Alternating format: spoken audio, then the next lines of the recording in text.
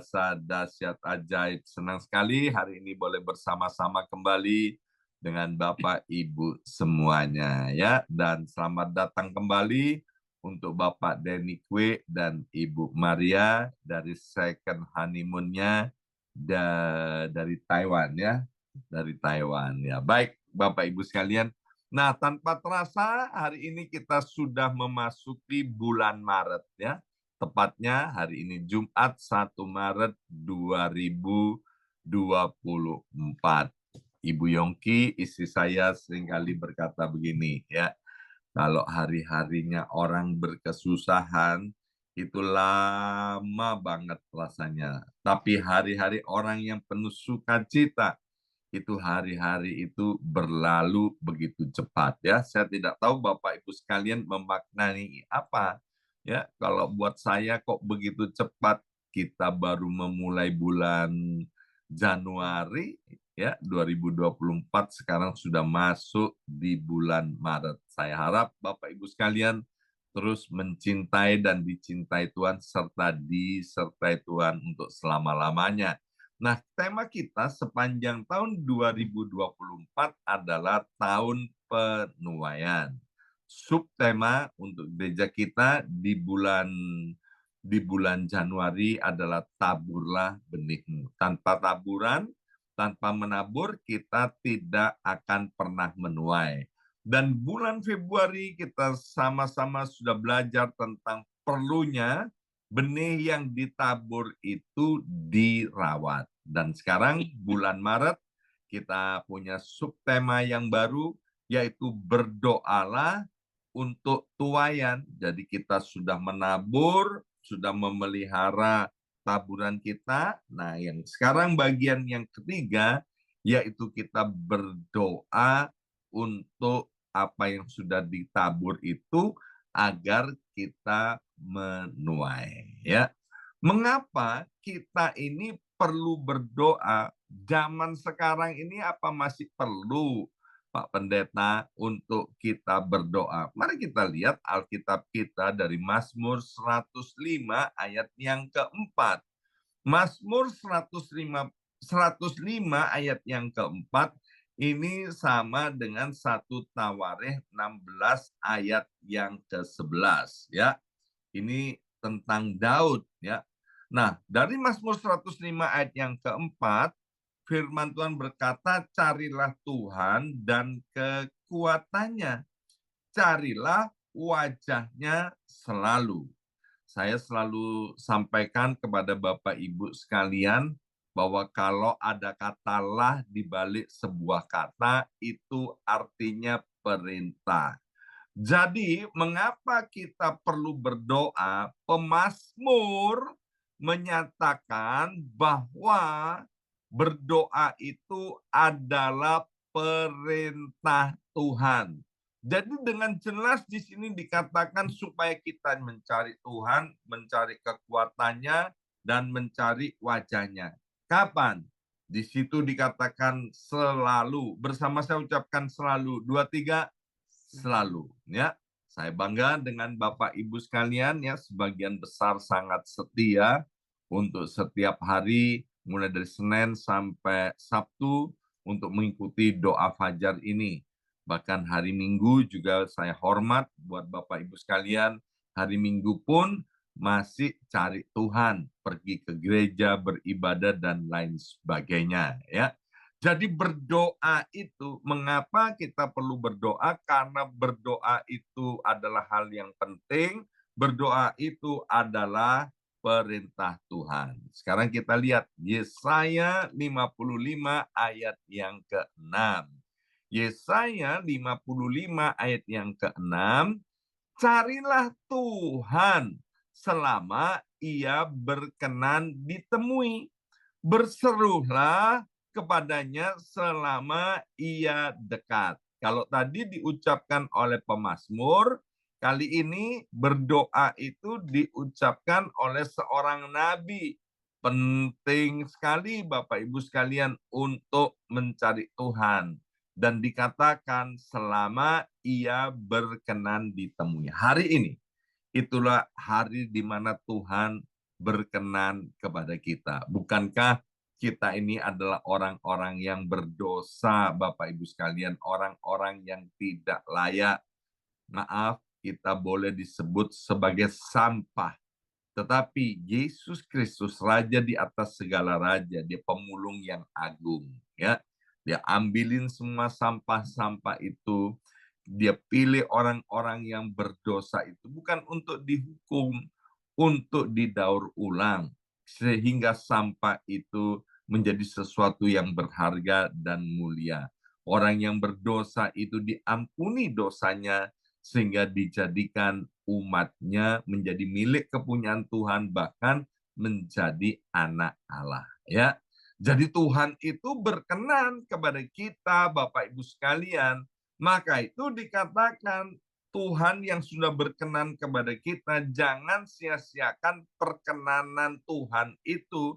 Maka itu inilah hari di mana Tuhan berkenan untuk ditemui. Ya, kalau Bapak Ibu sekalian di Indonesia kepingin ketemu presiden, ya Jokowi, atau yang ada di Amerika Serikat, Mr. Joe Biden. Kalau kita kepingin ketemu dengan presiden kita, Bapak Ibu sekalian, sulit atau sulit, ya? Wih, sulitnya luar biasa, Bapak Ibu sekalian, ya.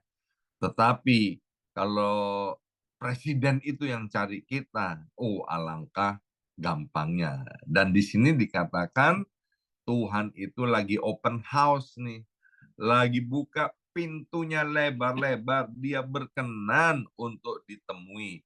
Maka itu jangan sia-siakan kesempatan yang Tuhan berikan. Ya. Jadi alasan yang kedua disampaikan oleh seorang nabi bahwa berdoa itu juga merupakan perintah Tuhan. Nah, sekarang kita lihat kalau sudah dari pemazmur, kemudian nabi, sekarang kita lihat apa kata Rasul. Kolose pasal 4 ayat yang kedua. Kolose pasal 4 ayat yang kedua, bertekunlah dalam doa dan dalam pada itu berjaga-jagalah sambil mengucap syukur. Rasul Paulus mengatakan kepada jemaat di Kolose. Rasul Paulus mengatakan kepada setiap kita hari ini, ya, bertekunlah dalam doa. Ya, bertekun artinya jangan bosan untuk berdoa. Tadi udah dikatakan ya, tentang selalu, selalu, selalu. Ya. Dan yang selanjutnya, apa kata Tuhan Yesus tentang berdoa? Lukas 18 ayat yang pertama. Yesus mengatakan suatu perumpamaan kepada mereka untuk menegaskan, bahwa mereka harus selalu berdoa dengan tidak jemu-jemu. Saya suka banget dengan kalimat harus selalu berdoa dengan tidak jemu-jemu. Jadi tadi kalau sudah dikatakan oleh pemazmur, dikatakan oleh nabi, dikatakan oleh rasul, sekarang ditegaskan oleh Tuhan Yesus pentingnya untuk berdoa dengan tidak jemu-jemu. Bahkan di sini ditegaskan kita harus selalu berdoa. Jadi nggak ada alasan buat kita umat Tuhan untuk tidak berdoa, karena berdoa itu adalah perintah Tuhan. Ya, kalau Bapak Ibu sekalian pernah membaca atau mendengar pendeta khotbah, ya kan, sebelum berdoa Tuhan sudah tahu apa yang kita minta atau kita doakan. Itu bukan artinya kita tidak boleh atau tidak perlu berdoa. Karena kalau tidak boleh berdoa, tidak perlu berdoa, tentu Tuhan akan berfirman, mengatakan jangan berdoa sia-sia kalau kamu berdoa. Nah, dengar nih Bapak Ibu sekalian, yang dilarang oleh Alkitab, sekali lagi yang dilarang oleh Alkitab, yaitu kita berdoa untuk pameran, ya, supaya dilihat orang, itu nggak boleh, ya. Atau kita ini dilarang berdoa kalau doanya itu untuk memuaskan nafsu kita. Itu tidak boleh atau dilarang keras. Itu doa yang sia-sia. Mengapa Tuhan memerintahkan kita untuk berdoa? Karena Tuhan itu ingin bersekutu dengan kita, ciptaannya yang paling mulia. Tuhan itu menempatkan manusia Adam dan Hawa ya itu di Taman Eden ya di dalam hadirat Tuhan agar supaya manusia bisa komunikasi dengan baik dengan Tuhan, Tuhan berkomunikasi dengan manusia ya. Itu memang adalah kehendak daripada Tuhan, Bapak Ibu sekalian ya. Jadi ketika kita ini berdoa, Alkitab berkata kita akan memperoleh kekuatan daripada Tuhan ya. Yang kedua, mengapa kita ini harus berdoa? Kalau tadi kita itu berdoa karena perintah Tuhan, yaitu Tuhan memberikan perintah agar kita kuat, Tuhan memberikan perintah agar supaya kita ini punya persekutuan yang intim dengan Tuhan, Bapak Ibu sekalian. Nah, yang kedua, Bapak Ibu sekalian, berdoa itu merupakan satu mata rantai yang penting untuk kita dapat menerima berkat dan kuasa Allah serta penggenapan dari janji-janji Tuhan. Setiap pagi di doa fajar, kita bersama-sama berdoa, doa Bapa kami yang ada di sorga. Salah satu bagiannya, berikanlah kami pada hari ini rezeki atau makanan kami yang secukupnya. Perhatikan ada kata berikanlah kami pada hari ini. Ketika hari berganti menjadi besok, maka besok kita juga berkata, berikanlah kami pada hari ini.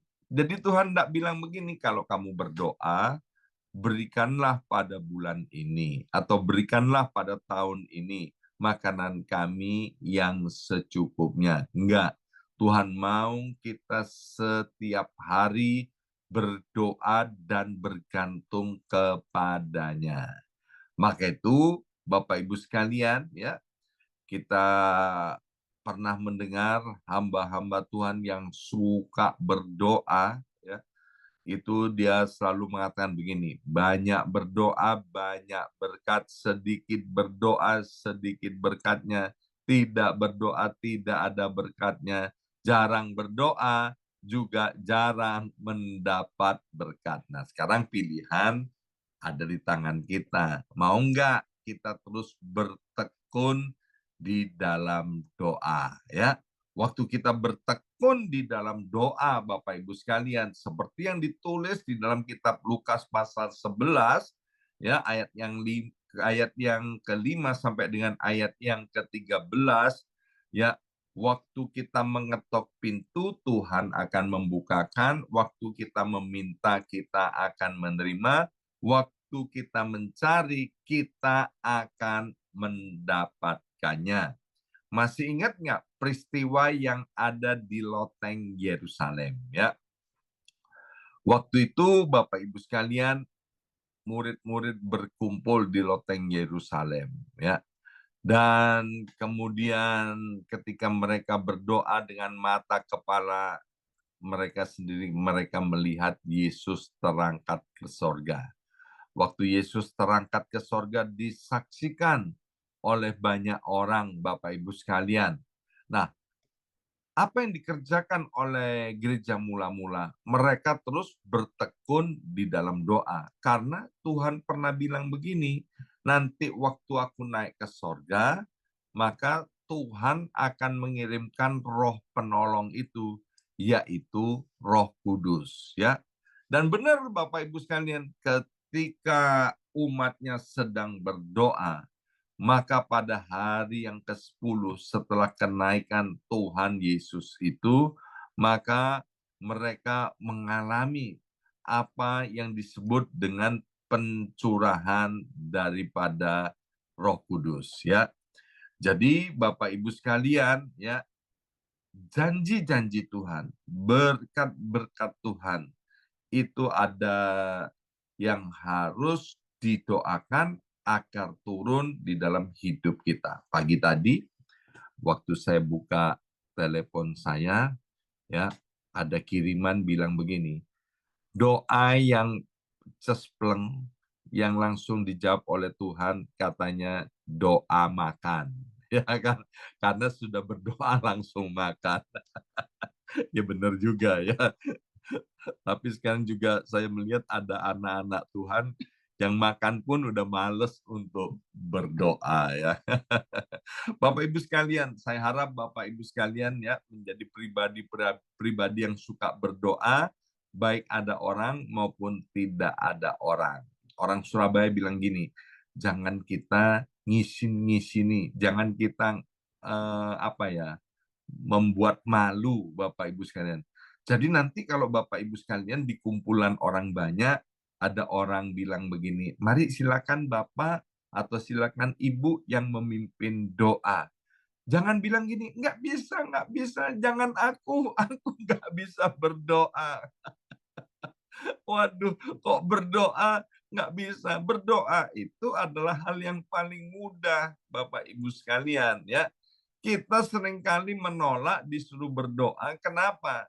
Karena kemudian waktu ada orang banyak, alamat doa kita itu tidak ditujukan kepada orang lain, tapi kita berdoa untuk didengar dan dilihat oleh orang lain.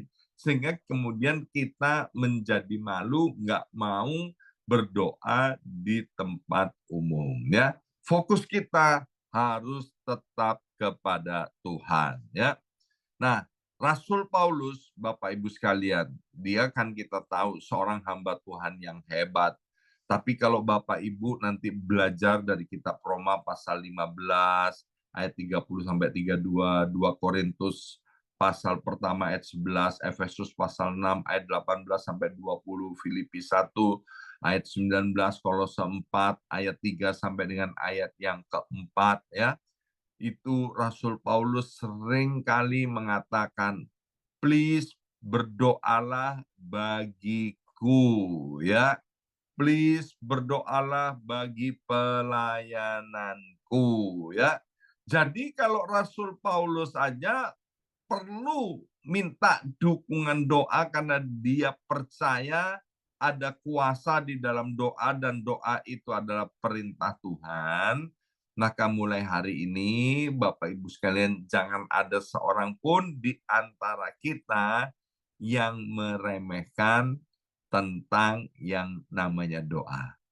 Ya, dalam kitab Yakobus pasal 5 dikatakan doa orang benar bila didoakan dengan yakin sangat besar kuasanya, ya. Maka itu Bapak Ibu sekalian, untuk supaya kita mengalami janji-janji Tuhan, ya, itu perlu sekali untuk kita berdoa, ya. Bahkan di dalam rencana keselamatan, kita tahu bahwa keselamatan itu adalah untuk seluruh dunia, ya. Sebelum kita bicara untuk seluruh dunia, yang pertama Tuhan mau itu menyelamatkan yaitu keluarga inti kita. Sehingga dalam Kisah Rasul 16 ayat 31 berkata, percayalah kepada Tuhan Yesus maka engkau dan seluruh isi rumahmu itu akan diselamatkan. Jadi kalau ada di antara kita keluarga inti kita atau orang-orang dekat kita yang belum diselamatkan, Bapak Ibu sekalian, bawa terus mereka di dalam doa. Karena apa? Karena janji Tuhan ini pasti digenapi ketika kita berdoa. Ya, seperti saya sudah sering saksikan bagaimana keluarga besar kami akhirnya diselamatkan menjadi orang yang percaya. Tahun 2024. Biarlah kita yang sudah menantikan pertobatan, mungkin ibu kita, atau ayah kita, atau orang tua kita, atau ada keluarga kita yang belum menjadi orang percaya. Biarlah kita tingkatkan doa kita, tidak jemu-jemu, sehingga mereka juga mengalami keselamatan dan kita juga melihat janji Tuhan itu digenapi. Ya, nah, apa syarat-syarat untuk berdoa itu supaya doa kita itu tidak sia-sia, supaya doa kita itu kata orang Indonesia cespleng, ya. Nah, Bapak Ibu sekalian, yang pertama kita berdoa itu kita harus berdoa dengan tulus Bapak Ibu sekalian, ya. Dalam Markus 11 ayat 24, Yesus sendiri berkata, "Karena itu aku berkata kepadamu, apa saja yang kamu minta dan doakan, percayalah bahwa kamu telah menerimanya, maka hal itu akan diberikan kepadamu." Ini bicara tentang hati yang tulus, Bapak Ibu sekalian. Waktu kita berdoa, dengan jelas dikatakan di sini kita boleh untuk minta, Bapak Ibu sekalian, ya. Dan waktu kita minta sesuatu kepada Tuhan, kalau orang hatinya tulus, dia akan percaya bahwa apa yang diminta itu mereka pasti menerimanya.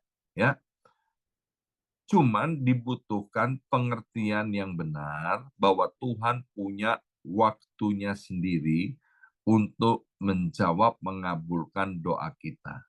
Tuhan itu tidak pernah terlalu cepat, tidak pernah terlalu lambat. Waktu Tuhan itu selalu tepat untuk menjawab doa-doa kita. Yang sering nggak cocok itu waktunya kita, jamnya kita, ya. Kita merasa terlalu lambat, ya. Atau yang kedua merasa lambat banget Tuhan menjawab doa kita, ya. Dalam pengiringan saya sebagai anak Tuhan menjadi orang yang percaya, melewati lembah air mata, menghadapi tantangan pencobaan dalam kehidupan ini. Waktu kami datang kepada Tuhan, kami berseru kepada Tuhan dalam pergumulan kami juga tentang jiwa-jiwa.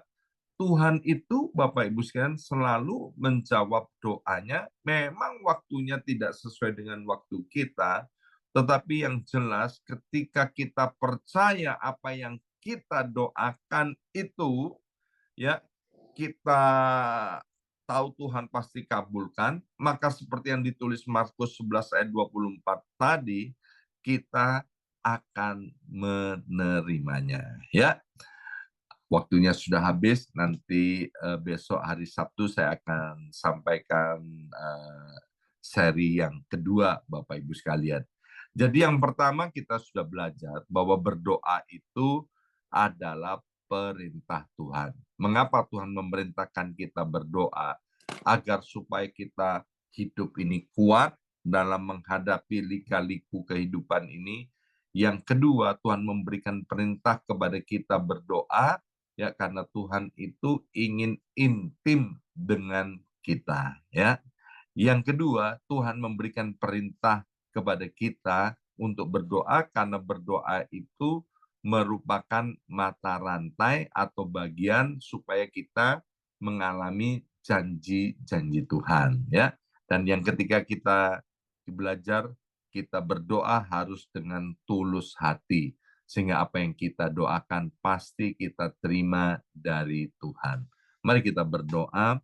Materaikan setiap benih kebenaran firman Tuhan ini, ya Aba, ya Bapa. Kami tahu Engkau mencintai dan mengasihi kami semua. Allah Roh Kudus, biarlah roh-Mu terus menyala-nyala di dalam hidup setiap kami, anak-anak Tuhan ini, untuk kami tidak jemu-jemu mencari wajah-Mu, kami tidak jemu-jemu untuk berdoa.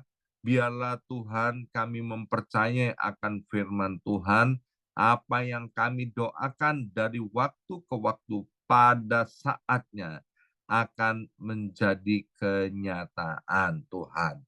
Terima kasih Bapa, dalam nama Yesus kami sudah berdoa. Haleluya. Amin, amin, amin.